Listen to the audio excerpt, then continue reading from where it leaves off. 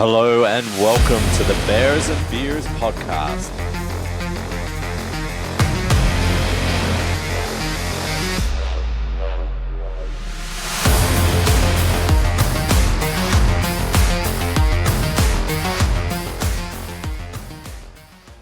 Yes, we are the unofficial podcast of the Sydney Bears Australian Ice Hockey League team. We are back to semi-normal schedule. We are recording on a Tuesday night. It's been a hectic day all around. Matt, first up, how are things with you? Very good, my friend. Thank you. It's good to be back with you, gents, and glad to see Nathan looking a little more healthy than he was last week. Yeah, no, it's been a really great start to the week. Nice and relatively quiet, relaxing, not a lot happening in the hockey landscape locally. So, it's been fantastic, gents. Thanks. I assume you've had a nice little rest to recover from your illness last week, which is always nice. Indeed. So let's get into the hockey before we get ourselves in trouble. Nathan, did you want to take us through the out-of-town scoreboard? It would be my pleasure.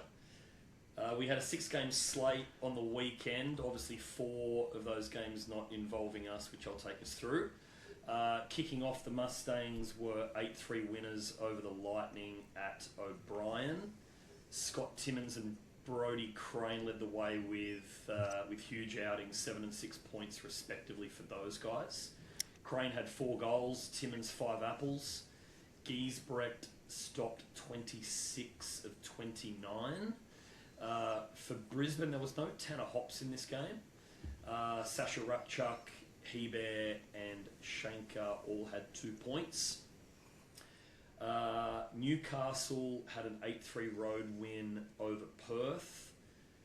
Francis Drolet and Skachkov each had 2 goals and 2 assists. Klugerman and Dargay both had 3-point nights for the North Stars, with Trinker collecting the W in net. Over to the Sunday games. Brave, they came home late against the Dogs 5-3 at the AIS. Bates had a couple of goals. Jake Ratcliffe chipped in with 3 assists. And Alex Tetros stopped 26 of 29 for the W there. There were 18 goals scored at O'Brien, with the Melbourne Ice edging the Lightning 10-8. This was a really entertaining game. I actually watched this one from start to finish. There was some skin in this game for us. The result here does mathematically eliminate Brisbane from finals contention. Special teams, both teams were really hot on the power play in this game. The Lightning scored on 4 of their 5 opportunities, and the Melbourne Ice scored on both of their power play chances. And as you can imagine, given the scoreline, there were some big individual stats to come out of this game. David Booth scored a hat-trick and collected 5 points on the night. Matt Carolina with 4 assists. Erdogan, Ayonso and Despres picking up 3 points, as did Colton Schindel. And a 750 save percentage for Tatsuo Ishida was enough to get the win in that game, quite incredibly. For Brisbane, Hebert had a hat-trick in that game, on top of 4 assists as well, which is pretty impressive. Tanner Hops returned to the lineup for the Sunday game. He had 5 points. Gendanov and Schenker both scored a goal each and contributed 4 and 3 points respectively. And I must say, Brisbane worked their tails off in that game. It wasn't quite enough, but they really put in a strong performance. And they played some really pretty offensive hockey at times as well, that had the ice on the back foot. Also a shout out to ex-Bear Ellis Carini. Ellis actually returned in Melbourne Ice's game against us a couple of weeks ago. I just forgot to mention it. He's missed a lot of hockey through injury and he's really looking fit and fast out there. So just a really quick shout out. He's a wonderful guy. He was always great to work with during his time at the Bears, and great to see him back and playing a really good brand of hockey out there. Just to conclude. Yeah, brilliant. Matt, any thoughts on the week's games? Now, I watched the first two periods of the Brave and Dogs on Sunday. The Dogs were reasonable value for their lead, and then our game against the Rhinos kicked off, so I switched over. But did see that the Brave got up and over the line with three late ones in that game. I'd also earmarked Ishida's 750 save percentage for a win, so 8 goals on 24 shots. Not very often you see a goalie record a dub after stats like that. Yes, so that brings us to the Battle of Sydney on the Saturday, which was our home game, the final Battle of Sydney of the season. Wilson Cup on the line. And we didn't get off to a great start. We got a power play, and then Natan Vertesh, he converted shorthanded. Daniel Chen got the takeaway. It was a bit of a misplay of the puck at the blue line, and Daniel Chen brought it in with speed, passed it to Vertesh, and we were down a goal early, and then Daniel Chen scored on the power play later on in the period. We'll go through to the second. Robert Lakovitz, he scored on the power play about halfway through the period. Vertesh scored to make it 4-0, and it looked like we were about to get an absolute drubbing. Head coach Reiser calls a timeout, and we end up 2 goals in 66 seconds to be able to head out of the period 4-2. Gustav Remler Jensen scores at the 5 minutes into the third, and it kept it close. We didn't really get many opportunities after that on special teams, and despite some perhaps clear calls, and then Daniel Chen sealed the deal with an empty netter with 21 seconds left. Matt, your thoughts on this one? Yeah, good summary, Gordy. I thought the power play that we conceded the shorty on, and by the way, that was our 6th shorty of the season on Saturday. There's more to come on the Sunday game. So we've conceded shorties against the Dogs twice, the Mustangs twice, and the Brave. 3 in July, 1 in June, 1 in May. And obviously we'll talk about the shorty we conceded against the Rhinos. But we're struggling to get the power play set up, not looking overly confident. And then, as you say, I think it was Kev mishandled the puck at the blue line, and they just burned us with speed. So 1-0 down there. We talked a little bit last week, Nathan, about those sort of odd goals that we saw us concede against the ice, where we were winning face-offs but losing possession in in high danger areas. That was a little bit less the case, but I noticed that we seem to be missing that. After winning the face-off, we don't box people out. We're already looking to get up ice, or thinking about next steps. So, essentially after you win and draw and lose possession, it's a face-off loss. So that was a theme that sort of stood out to me as well in the first, Gordy. I think Nick had a very, very good chance on the doorstep late in the first. Not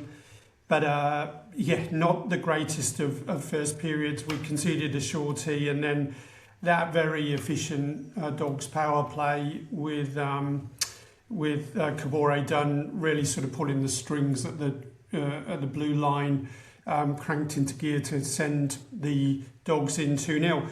In the second, look, I probably am the one out of the three of us who's got the licence to be frank and honest. I thought the officiating was abysmal in the second and third.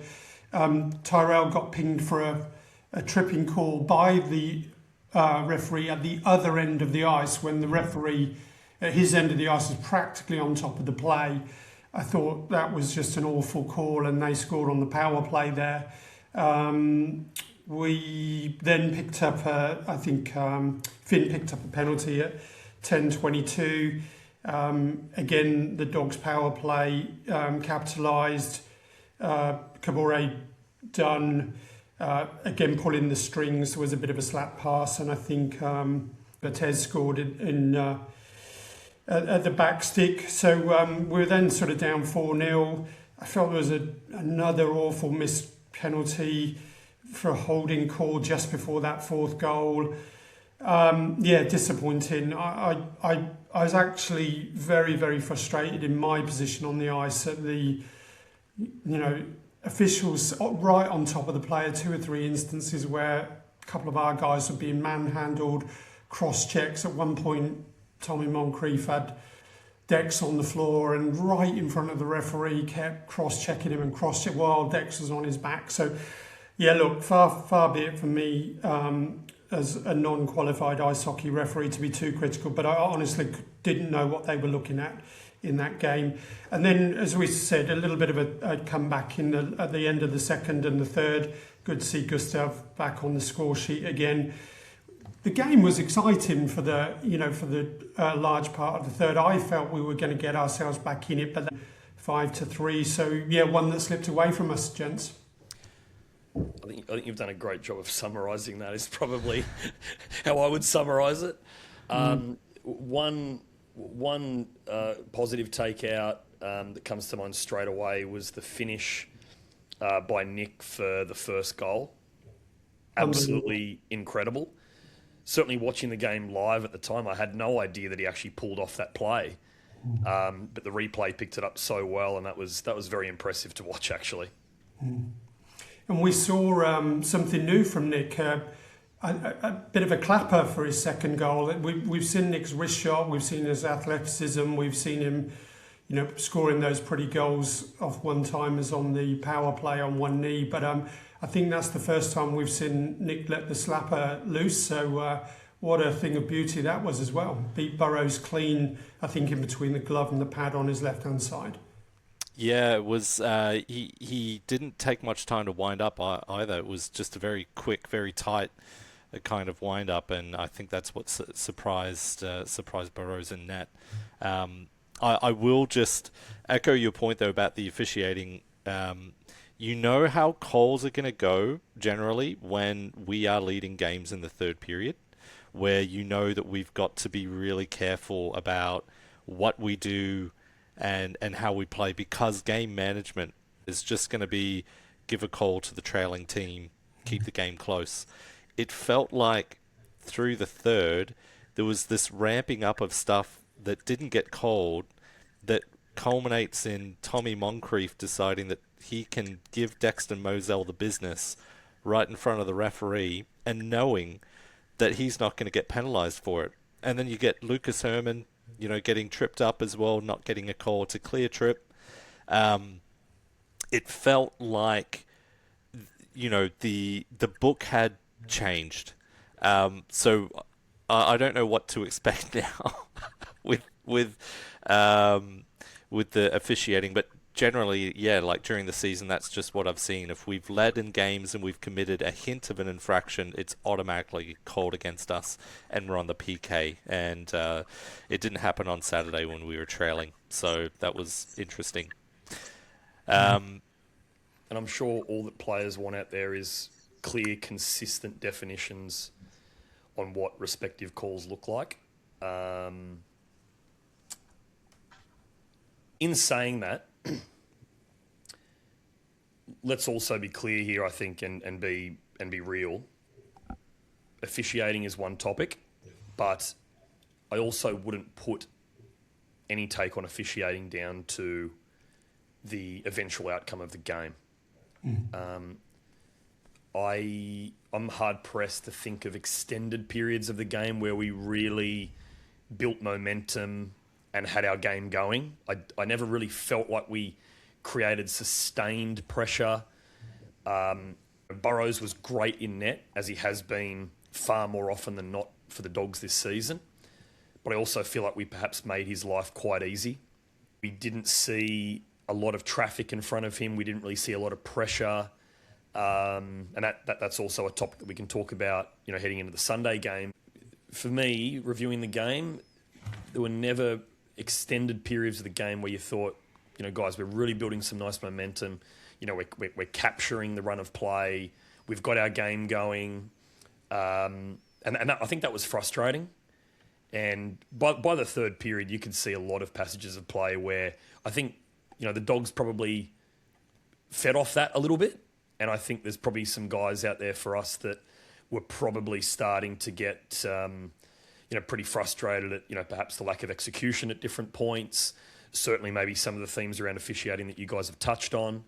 And ultimately, obviously, the result wasn't there in the vein that we would have hoped for. I thought as well, Kabore Dunn looked really, really good, and I think he controlled the game. He seemed to be on the ice a lot. I would be surprised if he was on the ice for less than 30 minutes in that game. He seemed to be everywhere. He's got size. He's got his head up all the time. He was really patient on the PK, knowing how to drain time off the clock. He was just an all-round excellent puck-moving defenseman. I think every team would love to have a bunch of Kabore Dunns in their lineup. He was really good to watch. Nathan Vitesse was very good as well. His pace, speed was very noticeable, and he's got those hockey smarts and good hands. So I think it's no surprise that both their power play and their penalty kill, both players featured on both sides of the puck on special teams. No surprise to me that they were clicking. I was just going to say, good to see Ryan and Tommy Lander back. Shots ended up 48-40 in the Ice Dogs' favour. But Nathan, you picked up on a point that I noticed across the two games. I think our shot totals on Sunday were 65 in our favour, but you'll get the advanced analytics. But to me, it looked as though across both of those games, the high propensity of low danger shots we were taking, which can then get a attendee settled into the game. We've talked about Oberoi before, and he's been a bit of a bear killer with some of his superhuman performances. But I felt Burrows eased himself into that game a little bit on Saturday. Obviously, we didn't score until sort of 4 minutes left in the second, but he faced a bunch of what I felt were reasonably low danger shots in the lead up to that opener from us, 4-11 from the end of the second. I think probably a mix of low percentage shots at angle and a lot of perimeter shots as well without traffic or guys going in there for second opportunities when they were on offer. And I think there were some rebound opportunities, but there just wasn't traffic or timed traffic to the net. The guys that you just mentioned before, Dunn definitely. His distribution and the ability to get his team up ice is very good. Vertesh, we spoke about him quickly in last week's pod. He creates a lot of opportunity and space with his feet. He's a very good skater. I'd also say Daniel Chen was also creating a lot of opportunities off the rush with his skating ability as well. Finding space, taking guys wide to open up opportunities elsewhere for line mates. I thought those guys probably most notably had really strong games. Hayden ended up with a very interesting stat line. Gordy, I'll let you run through goals and assists in a second, but Hayden had 47 shots against, 4 goals against, so 43 saves and 25 minutes in penalties. Let's finish on a high note. There were two World Cup-esque incidents in the game. We just touched on one of them. I didn't actually see Hayden's indiscretion, but I heard the flop and the scream. It was very South American football-esque. I'm not sure who the Dogs player was. Who cares?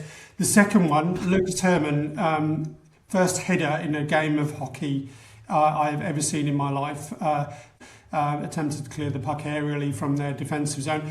Lucas went up, nice header, middle of the forehead, power with his neck. Decent, Lucas. You got a career on the soccer pitch if you ever want one, mate, as a centre forward. Yeah, he looked like a seal at the Taronga show. It was very impressive. I thought I do need to see this. More Harry Kane than a seal at Taronga Zoo. Just if you're listening. Peter No Crouch, more compliments, Peter please, Crouch.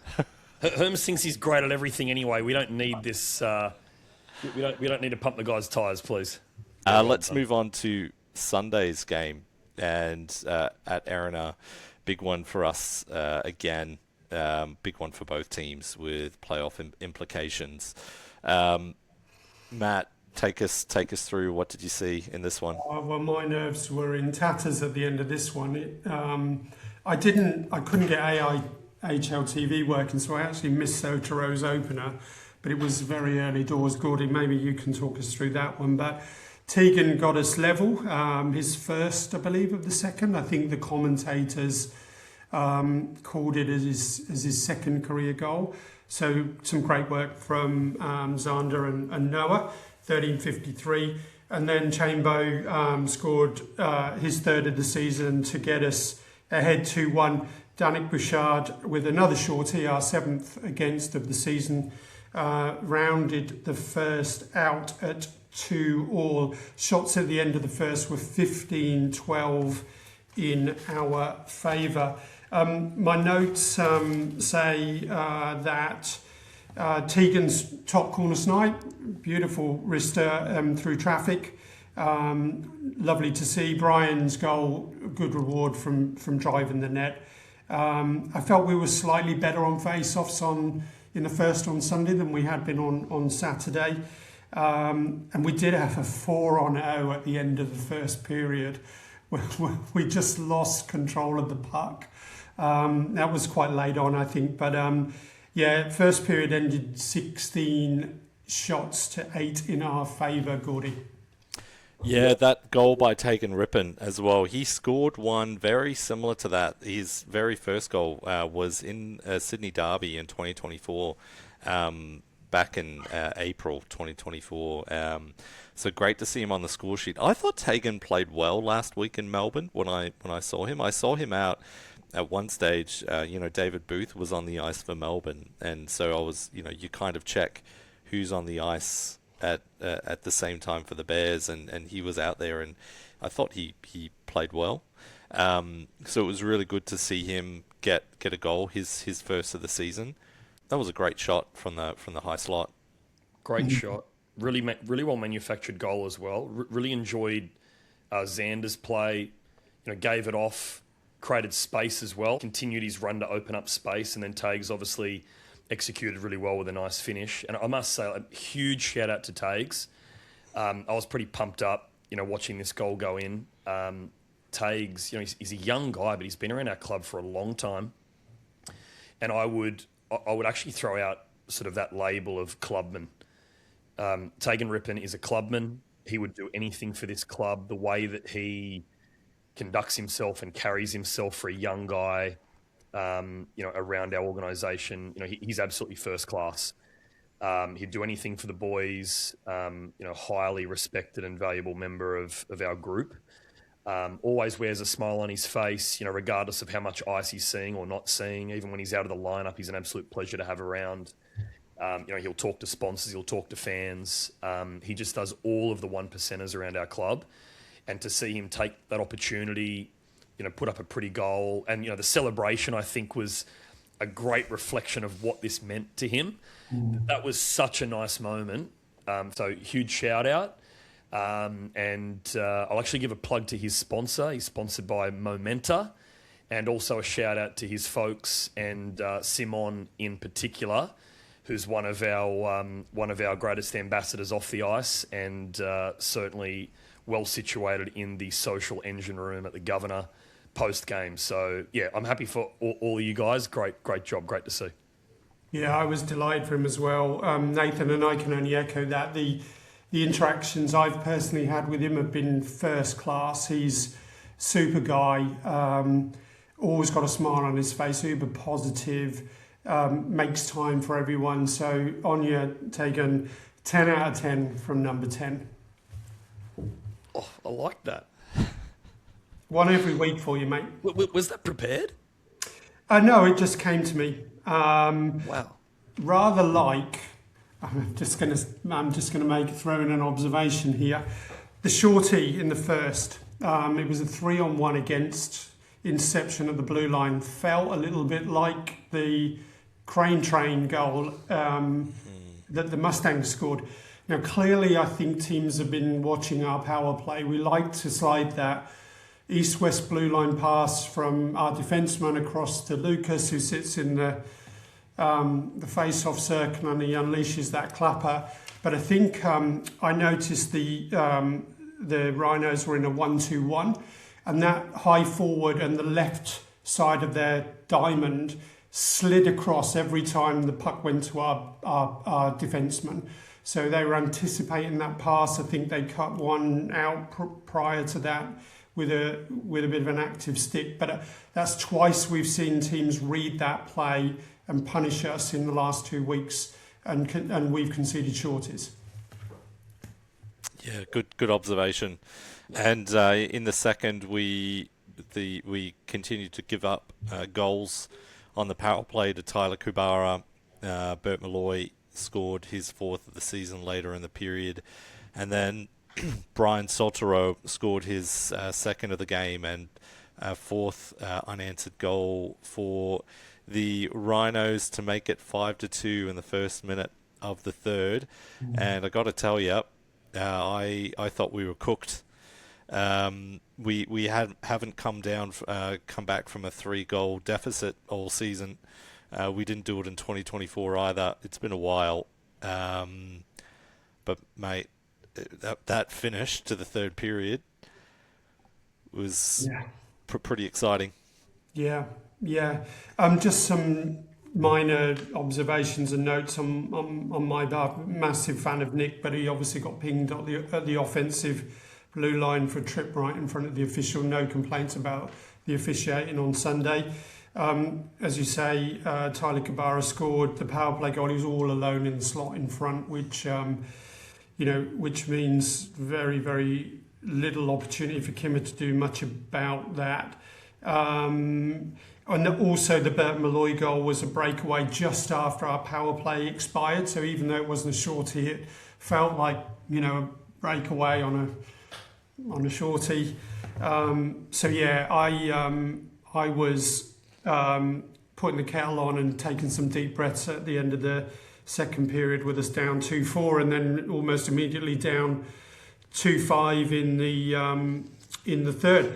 However, bucking a trend that we've seen, it was us replying with a goal 10 seconds after the fifth Rhinos goal. So Brian scored again with his fourth of the year, assist from Nick and Kenny. And then number 54 just literally put the team on his back, didn't he, in the third? Enormous performance. But I also should give a tip of the cap to Kimmer as well. So I think Lucas put the team on his back and in the third, and Kimmer had the team on his back pretty much up until that point and for periods afterwards as well. So two standout performances, but what a bunch of character shown by the guys and led all the way by Lucas. Oh, absolutely. Watching this and going 5-2 down straight away, I thought we are about to learn a lot. We've been learning a lot about certain guys the last 4 to 6 weeks in particular, but at that point, at least I had the feeling that something similar to what unfolded could happen, or it could get really ugly. You could justify why a group would just, drop their heads at that point, particularly coming off the result on Saturday.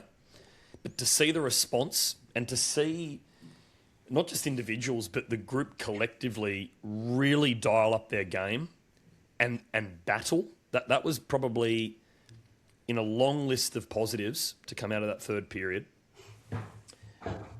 The battle, the compete, the relentless nature of the way guys were seeing the puck. No one wanted to lose a battle. Guys were supporting each other. Our changes were quicker in the third than what they were at any other point in the game.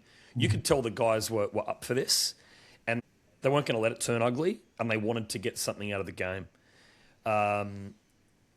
I think that's a huge takeout. And I think when Brian scored that goal for 5-3 and the nature of the goal, net drive, very similar goal to his goal in the first period. Yeah. That really made me happy because absolutely love Brian, 10 out of 10 guy. He cares so much. Very accomplished NCAA, record with UMass and Arizona State. Played some games in the East Coast, has battled some injuries abroad and obviously here throughout the course of the season, which has been really, really tough to watch for him. But he has built a very solid career in North America, scoring goals in and around the net, puck on stick ability, hand-eye, and doing things that a lot of players don't like doing, particularly a lot of forwards in this league. A lot of guys, they don't go to the net for whatever reason. You don't see it as much as what you'd probably assume that you would.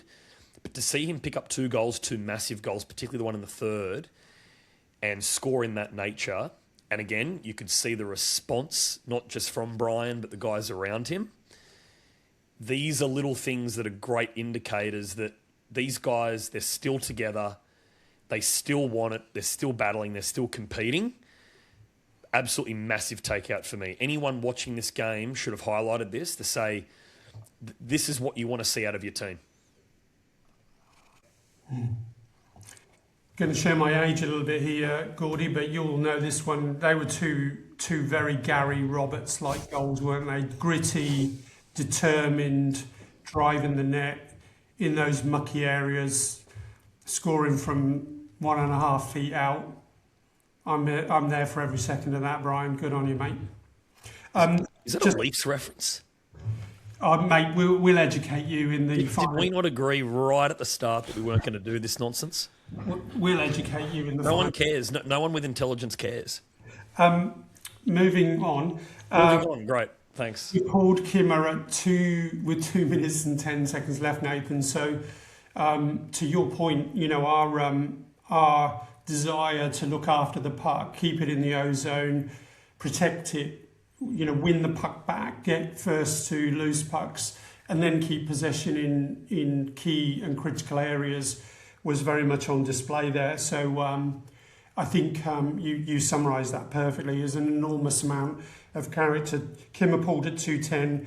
Lucas's Haddy was scored 53 seconds left to equalise at 6 all. All 3 of Lucas's goals were pretty. I enjoyed them.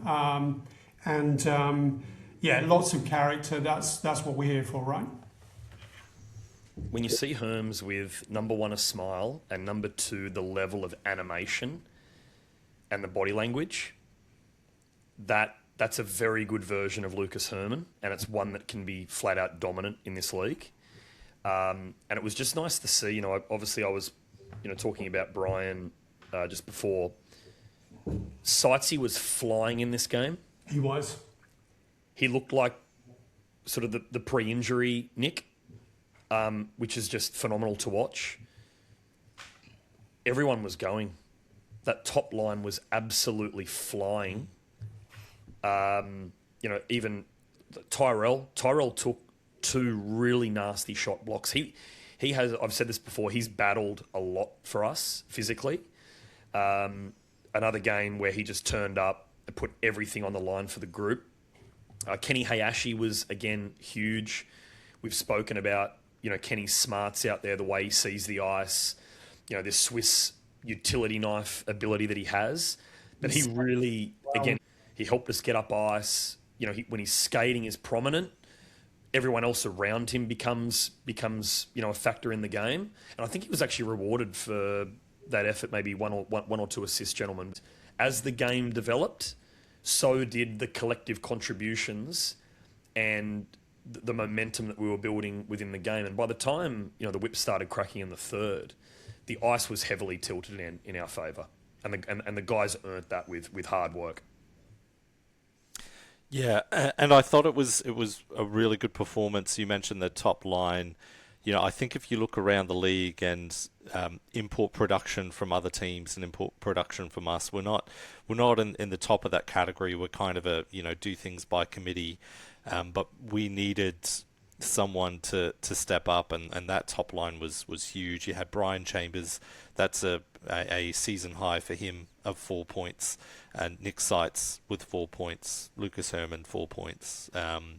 Really good performance by them, and it was absolutely essential to keep our finals hopes alive. I'll just cite Kimmer quickly. I thought Kimmer had a really strong game, and he certainly made some big saves when it mattered most. Again, not too dissimilar to the last time he played in Erina, which again we've cited that game before, but shout out to Kimmer. I thought he gave us every chance out there.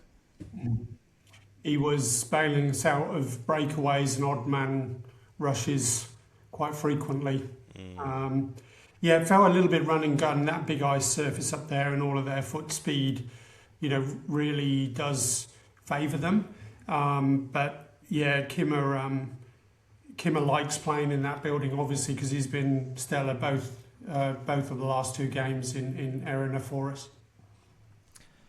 One other thing that I actually had noted down here was, again, very similar to the last time we played in Erina. There was a real willingness to get in front of some of their big shooters. Dex, Xander was out to Bouchard on a couple of occasions. Everyone was willing to do, those 1%ers that you probably don't really want to be doing. I don't think anyone with any level of smarts wants to get in front of a Bouchard shot. You could just see the guys, they wanted it. They wanted to put on the line what's required to win.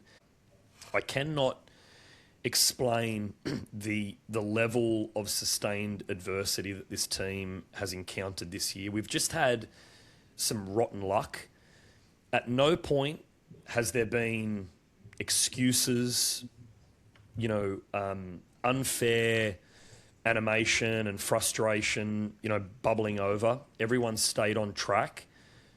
For sure, there's been more times than what we'd like where it hasn't, that maybe hasn't been demonstrated in some games, and certainly hasn't been reflected in some of the results in games. But what I really enjoyed was just knowing what this group has gone through, the status of a lot of our guys, how much these guys do want to win, they do want to perform. They're as frustrated as any one of us. They think and feel exactly the same things. The difference is they're the ones that are out there, putting it on the line and responsible for execution and all of these things. This game, even personally, I got a great deal of satisfaction out of. Sure, we had to take it to OT, but it did show that these guys are still hungry, they care, they want to put a show on. And certainly for the travelling fans that made their way to Erina, which was actually really impressive to see such a strong group up there. Great to see the boys deliver for those guys and girls in the arena as well. So these guys are trying. They're trying. They've been trying all the way. It's been a tough season up until now, but yeah, they care. They want to battle, and I think we saw that finally pay dividend here in this game. So it does go to a shootout, and Kimmer, you mentioned Kimmer, Nathan. He was huge, I thought, on that first attempt by Danik Bouchard. Just followed, tracked him, didn't get sucked in, and he was big. There was nothing for Bouchard to shoot out. He was trying to go to the backhand, quick little backhand top shelf, and Kimmer was just covering the entire net, it seemed. Really good start in the shootout. Yeah, and good to, I was giving you live updates, I think, Gordy, of who was up and what was happening. Nick and Lucas, no doubters. Bastille scored, and I think Sotero missed. Did he lose his handle on the puck, or his shot went slightly wide? But obviously, again, Kimmer was there covering the angles. So 2-1, our third shooter not required. as Eric would say. No action required by the third shooter. So yeah, 2-1 win in the shootout to get us the 2 points. How good was Lucas's little? It was like a mini Forsberg move. Just the one hand on the stick, putting it underneath the pad of Oberoi. That was pretty cheeky. That was the action of a man who'd scored a hat trick. Yeah, Yeah, that was the big D energy on that play, and you could see it. He had his chest out. He had this swagger and arrogance about him. Like, I'm just going to get this thing done. And just the fashion, the way that he took it in, so casual, so confident. And then let's not underestimate the subtle celly as well. He had the stick spin, put it back in the kit bag. And at this point, I was just buzzing. These guys are really starting to turn it on. There was a bit of flair out there, if I use a footballing term. There was some real flair out there by the end of it. Riser, Nico, part of Lucas's warm-up next week must be throw a few pucks for him to head back to you. Yeah, so we end up getting the win, and mate, that was a much needed couple of points, but just to reward them for their hard graft as well. And a good one for the fans as well to go home feeling happy about. If you travelled up to Erina to see that, I think you'd be pretty happy, pretty pleased with the entertainment and performance. Yeah, absolutely. Picking up on your point earlier, Nathan, of the boys working super hard and throwing themselves in the way of the Bush bomb. We limited Bouchard to 1 goal and 1 assist, and Bay to 1 assist in that game. So 2 of the 3 or 4 big guns that we look out for on the Rhino score sheet week after week were very much held in check. Oberoi finished with 65 shots against, 59 saves for a 908. This man is just a machine. I didn't look at how many shots he faced on the Saturday, but I suspect he had another busy weekend. He's absolutely phenomenal. There were times in that game where I actually thought he may have been a chance to come out of the game. He looked, I don't know whether he was maybe carrying some kind of lower body niggle or maybe cramping. I'm not sure what it was, but at times there after, I just noticed his movement on the broadcast and I thought, wow, he's spent. At a minimum, he's absolutely spent. Yeah, my bad. They had no game on the Saturday, but I would imagine he's regularly facing 100 shots a weekend, isn't he, on a back-to-back, if not more? Yeah, I think there's a big physio bill there lurking somewhere. So he has had, just for the record, 1, 2, 3, 4, 5, 6, 7, 8, 9, 10, 11, 12. He's had one game in the last 12 games where he's faced less than 40 shots. He has a pretty intense workload. So shout out to him. And somehow, he just manages to, keep his team in games, and mate, he's been as dominant as a goaltender can be in this league. He's been sensational. I know he doesn't get the wins all the time, but mate, he definitely earns his keep. And by all accounts, a great guy. I haven't met him personally, but I've heard really good things about him as a person. Yep. So let's move on to next weekend. This coming weekend, we have the Perth Thunder that we'll be taking on. Thoughts on this one, gentlemen? Thunder always tough. I thought we did. I recall it was relatively early in the season. We went to Perth with a heavily depleted lineup. I feel like we almost travelled with half a squad, and did okay until we probably ran out of legs in that game. but certainly battled. I think the Thunder, like any season, at this point of the season, very well-rounded team. They're deep, both at forward and on the back end. They would have to be one of the most experienced and settled, consistent lineups in the league. You look up and down their roster, and it's just copy-paste, season on season. They've got firepower. They've got a lot of role players as well. They're probably rolling the same lines almost week in, week out. Everyone has their spot and their fit. Their role configurations are probably very consistent. I think it's just a group that complements each other very well. They've got some strong stay-at-home D. They've got some guys who can really contribute on the offensive side. They're a really dangerous team. Anyone that knows their way around this league would certainly have the Thunder as a very, very serious contender this year, the way they're shaping up. They started July off really hot, but they've lost their last two games. Sunday the 12th of July, they lost in Perth to the Melbourne Ice, 6-2.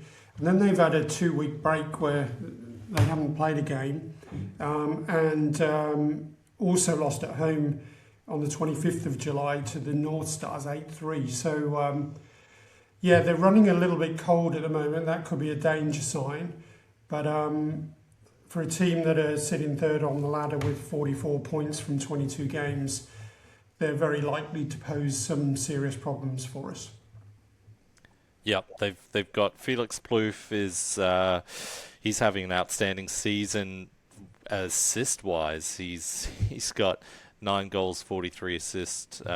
Peter Horowczyk, he's got 22 goals, 29 assists for 51 points. Yu Hikusaka, he's got 40 points, 22 goals, 18 assists. They've got some very high-powered weapons, and then as Nathan, as you mentioned, guys in the lineup that know their role, that do it well, and that make them extremely hard to play against and to match up against.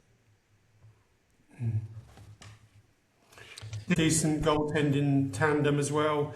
Charles Smart leads the league in save percentage with a 917 over 10 games, and we all know Alexei Toivonen's pedigree from his years at the Canberra Brave, platooning with Tets. So they're in safe hands on the back end as well. I was just going to say they're very highly respected, highly regarded by our guys. Every year there's a lot of appreciation for the strength of organisation that they are. They've got a great group of people running that club. They're a very high quality organisation. And when I think of the Thunder, I just think of consistency.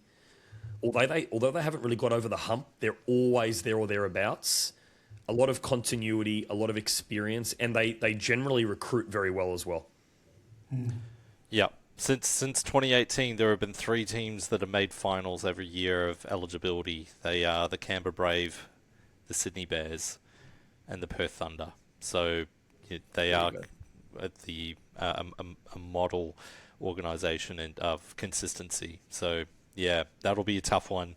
Then on the Sunday, we head to Melbourne to take on the Melbourne Ice, and the Melbourne Ice, they play the Ice Dogs on the Saturday. So both teams will be on the back half of a back-to-back. We'll have the additional wrinkle of travel, but this one is a huge game in the context of finals. Yes, let's hope for happier hunting grounds than last weekend or the weekend before last. Having said that, I think we skated with 15 warm bodies on the Saturday against the Melbourne Ice. So with a bit of luck and fair prevailing wind, we should have more men on the bench and available to us for our endeavours at O'Brien on Sunday. But we talked about the Ice a couple of weeks ago. Depth, bit of a nightmare matchup, particularly at home. They play that kind of draining style, which is very physical, super smart with their power play, sort of setting picks, so they're keeping defenders on the outside and not allowing defensemen to box them out on the power play. Obviously have got enormous pedigree with ex-NHL players and some very, very handy imports. So I think it'll be all hands to the pump in Melbourne on the Sunday. Yeah, I've said this before, but I feel like overall we've actually played quite well against the Ice this year, particularly 5-on-5. We haven't seen the results, and really it's just been short intervals in games that have cost us. But stating the obvious, we need to turn the tables this weekend on that equation. Certainly a very talented group. Particularly at forward, they have a very, very deep forward group. High potency, and their big guys they've been consistently big over the last probably 4 to 5 weeks. So should be a great game. There's always a really good energy in games against the Ice, and hopefully we can return serve from a couple of tough results against them so far this season. Yes, before we sign off as well, just a shout out to Lucas Herman, he played 26 games in 2024 and scored 22 goals. He has played 25 games in this season and has topped that with 23 goals. So a new AIHL career high for him. He's also still running a 22 game active point streak. So he's been very consistent for us as well. And yeah, Nick Seitz has obviously he's been producing points since his return. But yeah, we'll definitely need all hands on deck for this weekend to be able to rack up some points. Any final thoughts, guys, before we head off? I think it's a super interesting weekend with direct impact in the games. So obviously the Ice play the Ice Dogs on Saturday whilst we entertain Perth. I'm kind of trying to work through in my head what the optimum result in that game is. Clearly it's an overtime something for someone, but I can't work out what that something is for whom. Looking at the ladder, North Stars and Mustangs now on 50, they're already mathematically assured of finals place. Is that right? Not yet, because the max we can make is 51. Okay. Yep. But Let's do that. Let's do that. But looking very strong nevertheless. Thunder in third on 44 points from 22 games. The Brave continue their march up the league with 41 points from 22. Ice Dogs sit in fifth with 39 points from 23 games. The Ice in the final spot with 38 points from 24. We're in seventh, outside looking in, 36 points from 25 games. So, yeah, what does it look and feel like for you guys? Any thoughts? As far as a point total that we need,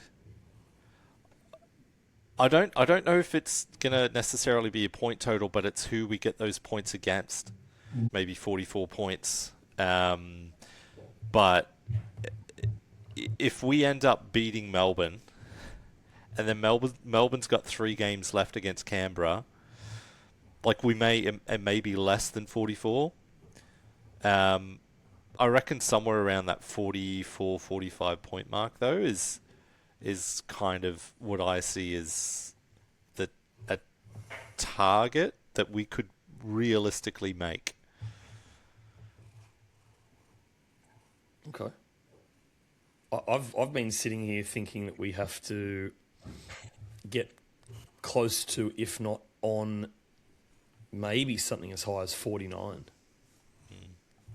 But as you say, what is interesting, and we covered this last week, the fact that there's a lot of head-to-head games and games that two contending teams, Ice v Brave alone, over 3 games, it does make it somewhat unique. But when I kicked off this conversation, Gordy, having you in the room as the numbers guy, I thought you were going to bring something with real conviction and mathematical excellence. Look, you haven't delivered. I'm disappointed. The listeners will share that disappointment with me, I'm sure. So maybe next week, mate, if you could come a little bit better prepared, that'd be great. Look, if I'm disappointing people, I'm meeting expectations. So yeah, someone once said if you're disappointing or upsetting people, you're doing a good job. yeah, So let's do that. What is it? 50. The equation, for everyone listening, the equation is maximum points 51, and we're just going to upset and disappoint people the rest of the way, and our job will be done here. yeah. I'm gonna say 44 points with conviction is what we're gonna need to make finals. I think 3 wins. 3 regulation wins yeah in our next 5. in our Yeah. next 5. Okay. Yeah. So, but we need one of those wins to come against the Melbourne Ice this Yes. weekend. Yep. Yeah. Exactly. So, because I feel like we are not going to catch the Dogs. They've got too many games in hand. They've got a weak schedule comparatively. So, I don't think we're catching the Dogs. Our sights need to be set on the Melbourne Ice, in my opinion. Yeah. No, I see and agree with that logic. Between schedule and games in hand, they would really have to fall apart between now and the end to miss out. But geez, wouldn't that be fun? I can't comment on that.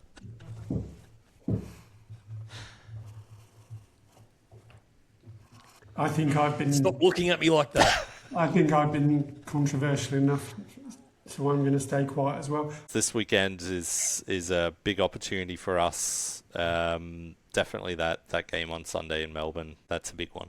A 6-pointer. It's a term that we haven't used here before, but I'll just roll it out tonight. Look, Please I've never heard it. No, neither have I. I just made it Yeah, up then. yeah. Yeah, took a leaf out of Matt's book. I should just finish off by thanking everyone. I was flying solo after the game. I was missing my wingmen. Nathan was at home poorly, recovering from poorly, and Gordon was commentating from home. So I was flying solo in the Governor after the game. So thank you to all the lovely ladies who said hello and invited me over for drinks. That was super special, and I appreciated you all introducing yourselves and the very kind words that you said about the podcast, and particularly when I said, "Look, we're just 3 grumpy old men trying to have a little bit of fun and not sound silly." So appreciate you all, ladies. See you and gentlemen, and see you on Saturday, all being well. Yeah, very good. Excellent. Well, thank you for listening once again this week. And in the meantime, thanks for following us on socials. And go Bears. Go Bears. Go Bears. Come on, boys.